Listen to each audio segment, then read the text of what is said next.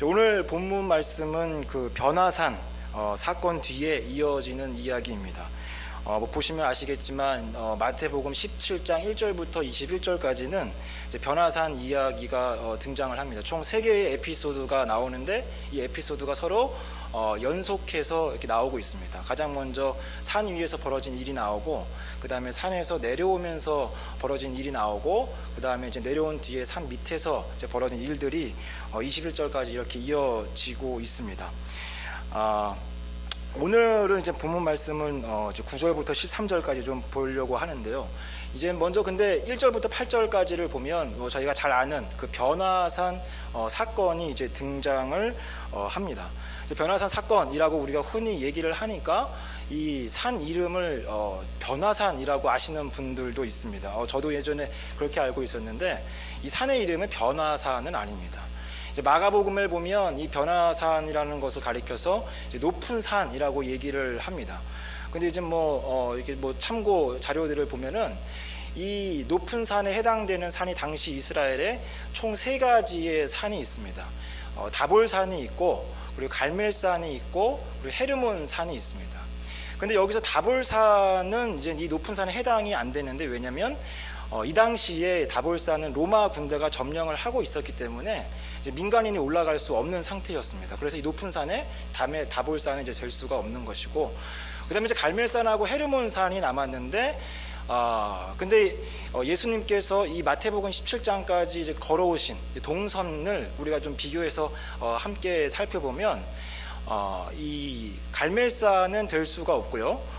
헤르몬산이 가장 가깝습니다. 왜냐하면 예수님께서 빌립보 가이사랴를 거치셔서 이렇게 지금의 장소로 오신 거기 때문에 이 빌립보 가이사랴 옆에 있는 산이 헤르몬산인데 약 한 2,700m 정도의 높은 그런 산인데, 이런 것을 가리켜서 아마 이 여기 나오는 이 변화산, 이 높은 산은 헤르몬산이 아닐까라고 이렇게 추정을 합니다. 어쨌든 어디까지나 추정이지 확실하지 않기 때문에 어떤 산이라고 딱 꼬집어서 말할 수 없지만, 저희가 잘 알고 있는 것처럼 이 1절부터 8절에 나오는 이 산 위에서 예수님께서 이렇게 제자들 3명 앞에서 놀랍게 변화하시는 그런 변형 사건이 일어났기 때문에 우리가 이 사건을 가리켜서 이제 변화산 사건이다 라고 이렇게 얘기를 합니다. 변화산 사건 하면은 우리가 핵심적으로 잘 알고 있는 것처럼 예수님께서 제자들 그 예제자 3명이 보는 앞에서 아주 영광스러운 모습으로 변하셨습니다. 얼마나 영광스러운 모습으로 변하셨는지 제자들이 이 산에서 내려가지 말고 초막셋을 짓고 여기서 이 영광스러운 가운데 폭 빠져서 영원히 살고 싶다라고 할 정도로 예수님께서 그 제자 3명 앞에서 아주 영광스러운 모습으로 변하셨습니다. 그럼에도 불구하고 예수님께서는 이제 제자 3명을 데리고 다시 이제 산 밑으로 내려가는데, 그 장면이 오늘 살펴볼 그 마태복음 17장 9절부터 13절까지의 말씀입니다. 이 9절부터 13절까지의 내용을 보면 예수님께서 그 3명의 제자들과 함께 산을 내려가시면서 하는 이제 대화가 나옵니다. 내려가면서 예수님께서 뭐라고 말씀하셨냐면 3명의 제자에게 본 것을 얘기하지 말라라고 이렇게 말씀을 하니까 제자들이 이런 예수님을 향해서 이렇게 질문을 했습니다. 그러면 어찌하여 서기관들이 엘리야가 먼저 와야 한다고 했습니까? 라는 질문을 이제 한 거죠. 근데 이 질문이 언뜻 보면 별것 아닌 것처럼 보이는 질문이지만 사실은 아주 좋지 않은 그런 제자들의 의도가 담겨져 있는 것이 바로 이 질문입니다. 그러니까 이 사건이 있기 전에 그 변화산 위에서 제자들은 아주 영광스럽게 변하신, 그러니까 하나님만이 보여주실 수 있는 그런 영광스러운 모습으로 변하신 예수님의 모습을 봤습니다. 그걸 보면서 아마 이 제자들은 예수님이 하나님일 것이다, 또는 메시아일 것이다 라고 이렇게 생각을 하고 내려왔습니다. 근데 내려오는 도중에 그 잠깐 사이에 제자들의 마음에 어떤 생각이 들었냐면 서기관들이 하는 이야기가 생각이 났습니다. 서기관들은 그 당시에 뭐라고 얘기를 했냐면 메시아가 오기 전에 엘리야가 먼저 와야 된다라고 얘기를 했습니다. 그럼 이것을 같이 생각을 해보면 제자들이 분명히 변화산 위에서 메시아의 모습을 봤는데, 근데 생각을 해보니까 아직 엘리야가 안 왔습니다. 그러니까 헷갈린 거죠. 본 것은 메시아인데 엘리야가 안 왔으니까 메시아일 수가 없는데 이게 어찌 된 것인가? 이런 생각을 가지고 한 질문이 이제 바로 이것입니다.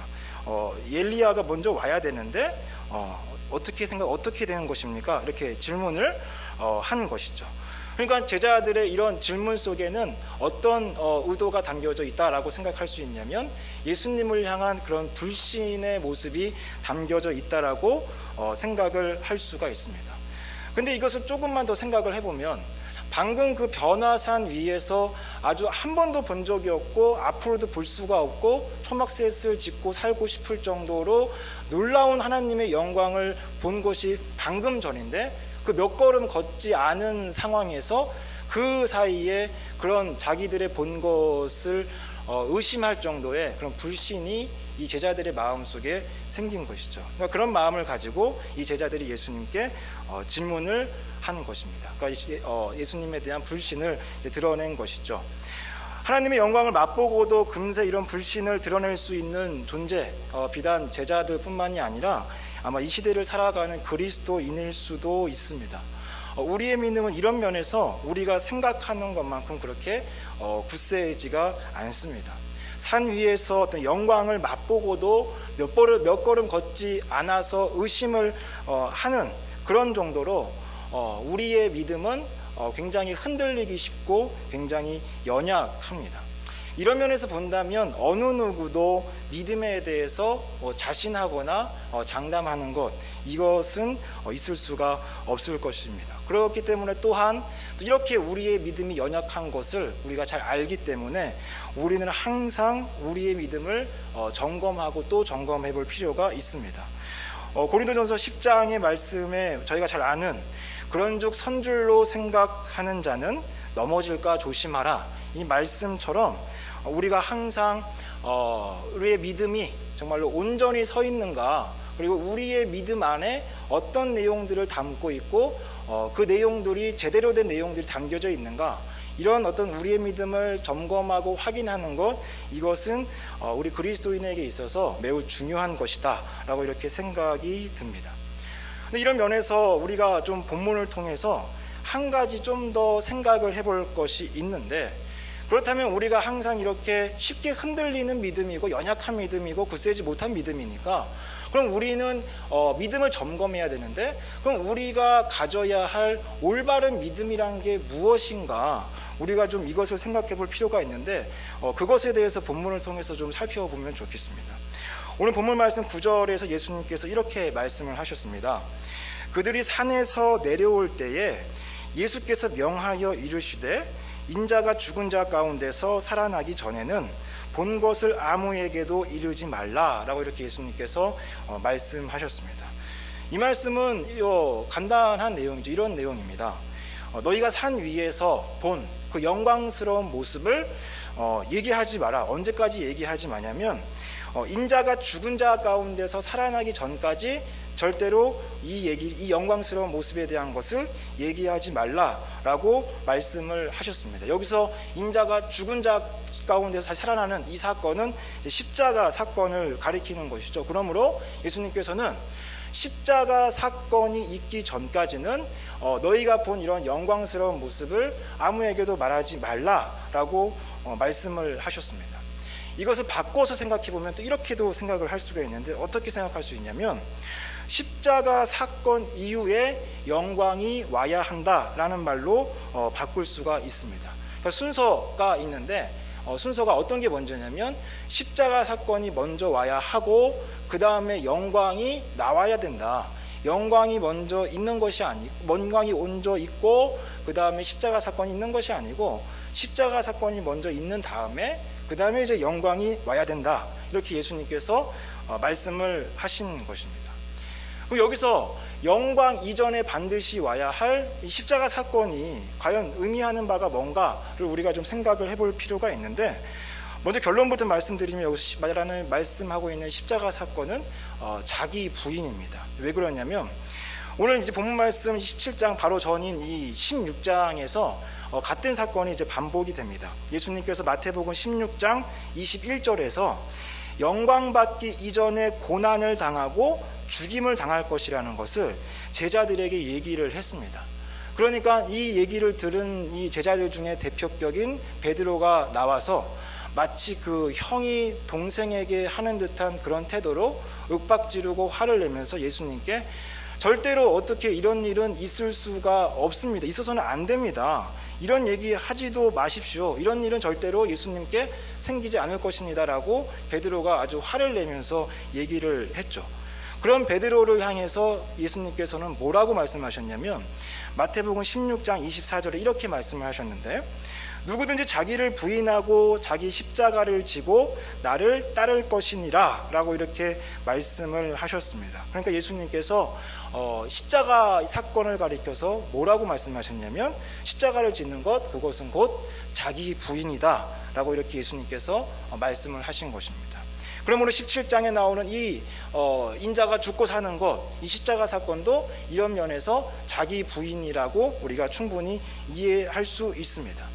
그렇다면 여기서 예수님께서 마태복음 17장 9절에서 말씀하고 있는 인자가 죽었다가 살아나야만 하는 것, 십자가 사건, 이것을 통해서 우리가 살펴볼 수 있는, 우리가 매일매일 점검해야 하고 우리가 반드시 가지고 있어야 할 그 믿음은 뭐냐? 그것은 바로 그리스도인으로서 우리가 영광을 받기 이전에 반드시 우리는 어떤 자기 부인의 과정을 통과해야 된다라는 것입니다. 그것이 바로 그 다음에 영광이 오는 것이죠. 이것이 바로 오늘 본문을 통해서 우리가 생각해 봐야 할, 점검해야 할 그런 믿음의 내용입니다. 그렇다면 우리가 여기서 또 한 가지 그러면 더 계속해서 연결해서 생각을 해보자면, 그럼 우리가 올바로 가지고 있어야 될 믿음이 결국 그러면 자기 부인이라는 것인데, 그 자기 부인이라는 건 도대체 뭔가라는 것을 다시 한번 좀 생각을 해볼 필요가 있습니다. 자기 부인이라는 것이 뭔가라고 한다면, 자기 부인이라는 것은 간단히 얘기하면 모든 상황에서 발생되는 그런 상황들에 대해서 모든 결정권을 하나님께 드리는 것, 맡기는 것, 그것이 자기 부인이다라고 얘기할 수가 있습니다. 예를 들면 이런 건데, 지금 당장 이제 전세를 3천만 원을 이제 올려줘야 됩니다. 근데 돈은 없으니까 이제 방법이 이제 두 가지가 생각이 났습니다. 하나는 1금융권에 가서 적당한 이자로 3천만 원을 이제 빌려오는 것. 또 한 가지는 이제 뭐 아무것도 이제 막 담보가 없으니까 이제 아주 비싼 이자를 줄 수밖에 없는 건 사채를 끌어와서 3천만 원을 마련해서 전세를 올려주는 것. 이 두 가지 방법이 생각이 났는데, 당연히 이제 첫 번째 방법을 하나님께서 들어주시길 원하지만, 만약에 첫 번째 방법이 안 된다면 그러면 사채라도 끌어서 3천만 원을 구해서 이 전세를 집을 계속해서 유지할 수 있도록 이런 상황에서 이 사람이 이제 기도를 하는 것이죠. 근데 하나님께서 결과를 어떻게 주셨냐면, 결국 3천만 원을 구하지 못해서 살고 있던 집에서 이사를 해서 더 먼 지방으로 이사를 간 것입니다. 이때 이사를 갈 때 이것도 하나님께서 저에게 주신 결정이군요, 상황이군요 라고 하면서 원망하지 않고 그것을 있는 그대로 받아들이는 것, 이것이 바로 자기 부인의 믿음이다 라고 얘기할 수 있습니다. 모든 상황에 있어서 결정권을 하나님께 드린다라는 것입니다. 결정권을 하나님께 드리고, 그리고 하나님에 의해서 결정된 그런 사항을 인정하고 이제 존중하는, 그것이 자기 부인의 믿음인 것이죠. 근데 이게 좀 너무 극단적이라고 생각할 수도 있습니다만, 극단적이지 않은 이유는 뭐냐면 예수님께서 이런 삶을 사셨기 때문에 그렇습니다. 예수님은 이제 하나님이시고, 예수님은 말씀을 보면 천지를 창조하셨습니다. 그리고 예수님은 완전한 사랑과 완전한 기쁨 가운데 계셨고, 그리고 예수님은 스스로 계셨고 지극히 높으신 아주 완전하고 최상의 상태에 계신 그런 존재이셨는데, 그런 하나님께서 이 땅에 인간의 모습으로 내려오셨죠. 거기서 그치지 않고 목수의 아들로 이 땅에 오셔서 아주 가난하고 그런 비루한 삶을 사셨으며, 그것도 모자라서 3년 동안의 공생의 기간 동안 적대자들에게 또 비판과 또 조롱과 반대와 오해, 이런 많은 것들을 이렇게 감수하시면서 3년을 사시다가 결국에는 십자가에서 죽임을 당하셨습니다. 이 모든 것을 하신 이유는 예수님께서 딱 이렇게 한 가지 이유로라고 말씀을 하시는데, 그것은 뭐냐면 성부 하나님, 아버지 하나님의 말씀에 순종하기 위해서, 그러니까 예수님께서 그런 결정권을 사용하신 것이 아니고 그런 모든 상황에 있어서 결정권을 다 성부 하나님께 드린 것이죠. 그러니까 예수님께서는 완전한 자기 부인의 삶을 사셨습니다. 그러므로 당연히 우리 그리스도인도 가져야 할 마땅한 이런 자기 부인의 믿음, 그것은 모든 상황에 있어서 어떤 결정이 이루어진다 할지라도 그 결정을 순순히 받아들이고 인정하고 하나님을 존중하고 하나님께 감사하고 원망하지 않는 것, 그것을 가리켜서 자기 부인의 믿음이다 라고 이렇게 정리를 할 수가 있습니다. 그런데 그리스도인이 된 이제 우리가 이제 그리스도인이니까 그리스도의 본을 우리가 이제 따라서 살아야 되는데, 막상 이제 자기 부인의 삶을 살려고 하면 그때부터 이제 문제가 생기기 시작을 하죠. 어떤 문제가 생기냐면 내가 예수님께서 나에게 보여주신 그 자기 부인의 모습을 살려고 하는데 실제로 살려고 해보니까 그 삶을 살 수가 없다라는 아주 치명적인 문제가 발생을 합니다. 예수님이 자기 부인을 하셨으니까 나도 그런 예수님을 믿는 그리스도인이니까 자기 부인의 삶을 살고 싶은데, 그런데 그럼에도 불구하고 실제 나의 현실의 삶을 바라보면 나는 항상 기회만 나면 자랑하고 싶어하고, 또 기회만 나면 나를 위한 삶을 살고 싶어하고, 또 교만해지는 나를 발견할 때 성경에서 요구하는 정말 이 자기 부인의 삶이 정말 실제 현실에서 가능한 것이냐라는 생각이 들면서 굉장히 어떤 좌절감에, 신앙적인 좌절감에 빠지는 그런 자신을 발견하게 됩니다. 과연 내가 그러면 거기서 더 나아가서 그럼 내가 지금 과연 이런 자기 부인의 삶도 제대로 살지 못하는데, 항상 하나님께 맡기지 못하고 맡긴다 하면서도 내 멋대로 살아가는데 내가 지금 신앙생활을 제대로 하고 있냐, 아니 좀 더 나아간다면 이런 내가 정말 그리스도인이라고 얘기할 수 있을까, 이런 생각까지도 할 수가 있습니다. 그러면서 점차 자기 부인의 삶을 살려고 하는 그런 모습과 내가 멀어지는 그런 상황들을 저희가 발견할 수 있게 되는 것이죠. 여기서 굉장히 저희에게 이런 상황에서 도움이 되는 아주 좋은 예가 있는데, 그분이 바로 예수님입니다. 이 예수님을 통해서 진정한 자기 부인의 삶이 뭔지 우리가 확인을 할 수가 있습니다. 빌립보서 2장 5절부터 8절을 보면 이렇게 나와 있는데, 예수님께서 분명 예수님에 대한 그 바울의 평가가 이렇습니다. 뭐라고 말씀하고 있냐면, 예수님은 자기를 낮추시고 죽기까지 복종하셨으니 곧 십자가에 죽으심이라 라고 하면서, 예수님은 분명히 이 땅에 사시면서 완벽한 자기 부인의 삶을 사셨다라고 바울은 평가를 합니다.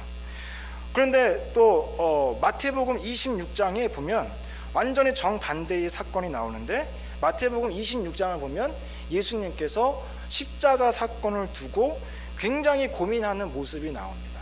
얼마나 고민을 하셨는지 흘리는 그 땀방울이 핏방울로 변했다라고 이렇게 얘기를 하죠. 그러면서 예수님께서 할만하시면 이 잔을 나로부터 지나가게 하시옵소서라고 예수님께서 하나님께 기도를 올립니다. 그런데 예수님께서 십자가에 지시기 전날까지 이런 기도를 성부 하나님께 했다라는 사실은 이미 모든 것을 아신 예수님이시기에 아마도 예수님은 3년 내내 이런 고민을 하셨을 거라고 충분히 합리적인 추론을 할 수가 있습니다. 겟세마네에서 하신 이 고민이 단지 그날 저녁에만 하신 것이 아니고 공생애를 시작하면서 이 십자가 전날까지 3년 내내 예수님께서는 핏방울을 흘릴 수밖에 없는 이 고민을 날마다 해오셨다라고 얘기를 할 수 있습니다. 그 예수님께서는 그 3년의 기간 동안 굉장히 심각한 갈등 가운데 있었는데, 그러면은 그런 심각한 갈등과 빌립보서 2장에서 얘기하고 있는 예수님은 완전한 그런 자기 부인의 삶을 사셨다라는 이 두 가지를 매치시키는 것이 어렵습니다. 분명히 우리가 알고 있는 이 자기 부인의 삶이라는 것은 하나님의 말씀에 완전히 순종하고 결정권을 드리는 것이기 때문에 갈등까지도 하면 안 될 것 같은데, 실제 그런 완벽한 자기 부인의 삶을 사신 예수님의 모습을 보면 예수님은 3년 동안 굉장한 심각한 내적 갈등 가운데 항상 계시다라고 우리가 충분히 생각을 할 수 있습니다. 여기서 한번 저희는 그러면 이렇게 생각을 할 수 있는 거죠. 그러면 과연 진정한 자기 부인이라는 것이 무엇인가 라는 그런 생각을 하게 됩니다. 이 예수님의 모습을 우리가 바라보기 전까지는 방금 얘기했던 것처럼 자기 부인의 삶을 모든 결정권을 다 하나님께 맡겨드리고 거기에 순종하고 원망하지 않는 거기 때문에 어떤 염려도 하지 않고 걱정도 하지 않고, 또 데살로니가전서에 나오는 말씀처럼 항상 기뻐하고 쉬지 않고 기도하고 범사에 감사할 수 있는 이런 상태가 자기 부인의 삶인 것 같은데, 예수님은 분명히 굉장히 신앙에 대해서, 자기 삶에 대해서, 이런 행함에 대해서 심각한 회의와 갈등과 고민에 빠져 있었습니다. 그럼 이런 것들을 우리가 종합해서 생각해 볼 때, 그럼 성경이 말하고 있는 진정한 자기 부인이라는 것은 뭘까라고 다시 한번 좀 질문을 던지고 거기에 대해서 대답을 해야 할 텐데, 제가 정리한 이런 모든 것을 종합했을 때 성경에 말씀하고 있는 진정한 자기 부인이라는 것은 이런 것 같습니다. 진정한 자기 부인이라는 것은 결정된 사항에 있어서 하나님의 인도하심을 전적으로 인정하는 것, 그것이 자기 부인의 삶이 맞지만, 그런데 자기 부인의 삶을 살려고 할 때 겪게 되는 이런 좌절감, 절망감, 그것을 가지고 사는 것도 자기 부인의 삶이다라고 얘기를 할 수 있다라는 것이죠. 이런 의미에서 로마서 7장에 바울은 이런 고백을 했습니다. 오호라, 나는 곤고한 자로다 라고 이렇게 바울이 얘기를 한 것이죠. 여기서 말하는 신자에 대해서 여러 가지 분분한 의견이 있습니다. 신자가 되기 이전의 상태다, 신자의 상태에서 이렇게 얘기한 거 여러 가지 있지만, 저는 이제 이 로마서 7장의 바울의 상태를 이미 신자가 된 상태라고 생각을 하고, 그렇다면 이 바울도 그렇게 완전하진 않지만 어떤 사람보다도 자기 부인의 삶을 살려고 했고 살았다고 생각이 되는데, 그런 바울조차도 로마서 7장의 고백을 보면 오호라, 나는 곤고한 자로다 라고 이렇게 고백하는 것을 볼 수가 있습니다. 이미 그리스도인임에도 불구하고 죄로 인해서 그리스도인도 갈등을 할 수 있다는 것이죠. 갈등을 할 수 있는데, 갈등한다고 해서 그것이 결코 자기 부인의 삶을 살지 않는다라고 얘기할 수 없다라는 것입니다. 그러니까 이런 신앙상의 어떤 절망스러운 갈등, 좌절감, 이런 것들을 가지고 살아가는 것, 그것도 성경이 얘기하는 자기 부인의 삶이다라고 얘기할 수가 있다라는 것입니다. 그럼 우리가 이제 그리스도인이기 때문에, 오늘 우리가 항상 믿음을 점검해야 하는 그런 존재가 그리스도인이기 때문에, 그리고 그런 믿음 안에는 자기 부인의 내용이 있기 때문에, 그럼 이런 자기 부인의 삶을 살려고 하면은 우리가 지금 예수님께서 하신 것처럼 그렇게 그리스도인의 그 인생 동안 항상 이렇게 고민하고 슬퍼하고 좌절감과 어떤 우울함 가운데 살아가야 하느냐, 이런 이런 생각을 우리가 충분히 한번 해볼 수가 있습니다. 그리스도인의 삶은 정말 불행하고 우울한 것인가? 라는 질문을 던질 수 있는데, 결코 그렇지는 않습니다. 오히려 정반대입니다. 왜냐하면 이런 면에서 그런데, 우리 갈등의 역할, 우리 안에 지금 이 자기 부인의 삶을 살아가고자 할 때 필연적으로 우리 안에 내적 갈등이 생기는데, 이 갈등의 역할이 무엇인지를 생각하면 그렇지 않다는 것을 발견할 수가 있습니다. 갈등이라는 것이 단순히 어떤 사람을 힘들게 하기 위해서라고 우리는 생각을 하는데, 갈등이라는 것은 단순히 어떤 사람을 힘들게 하는 그런 것이 아니라는 것이죠. 사람이 굉장히 좀 편하면 도태합니다. 하지만 위기를 만나면 또는 갈등을 만나면 그것을 돌파하기 위해서, 그것을 극복하기 위해서 자기가 가진 모든 잠재력을 끄집어내서 어떻게든 이렇게 이겨나가려는 그런 성장의 과정들을 살아가게 됩니다. 예를 들면 매미라는 어떤 곤충을 보면, 매미는 수년 동안 땅 속에 살다가 이제 몇 주를 이제 살기 위해서 땅 속에서 이렇게 나오죠. 땅 속에서 나와서 이제 그 나무를 기어 올라서 나무의 어떤 한 중간쯤에 자리를 잡고, 거기서 이제 땅 속에서 입고 있었던 그 허물을 벗고 이제 날개를 펴면 이제 그때부터 매미로서의 그런 가장 화려한 몇 주간의 삶을 살 수가 있는데, 근데 그 모습을 보고 있던 어떤 사람이 너무나 이 매미가 힘겹게 그 허물을 벗으니까 그것을 좀 도와주고 싶은 마음에 그 허물을 조금 찢어주면 그 허물에서는 비록 쉽게 나온다 할지라도 그 매미는 몇 주 살 수가 없습니다. 근데 반면에 아무리 힘들게 막 아둥바둥하면서 매미가 나오고 있는데, 그래서 보고 있는 사람의 마음을 정말로 안타깝게 할 정도로 그런 아둥바둥하고 있는데 끝까지 그것을 도와주지 않고 지켜보고 나오는 것을 확인하면 그 매미는 이젠 그 남은 그 몇 주간의 기간을 아주 매미로서 가장 화려한 삶을 살 수 있다라는 것이죠. 갈등이 이런 역할을 한다라는 것입니다. 갈등이 반드시 우리에게 힘든 것과 고난만 주는 것이 아니고, 오히려 갈등은 그것을 이제 극복하려고 하는 우리의 잠재력을 끌어내면서 더욱더 우리 성장을 이끌어낸다라는 것입니다. 그러니까 하나님께서는 자신의 자녀를 자신의 자녀답도록 살게 하기 위해서 필연적으로 무엇을 주시느냐? 갈등을 주신다라고 성경은 반복해서 얘기를 하고 있습니다.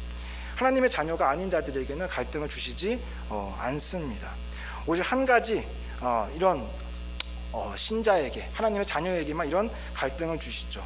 그래서 하나님은 하나님의 자녀는 이런 갈등을 해 나갈 때 모든 것을 합력하여 선을 이루시는 그 은혜에 의지하여 이 갈등의 과정을 통해서 실패를 할 수도 있지만, 실패를 했을 때 오히려 그 사건을 통해서 우리의 믿음이 더 넓어지고 더 깊어지고 더 성장하는 그런 모습을 발견할 수 있게 된다라는 것입니다.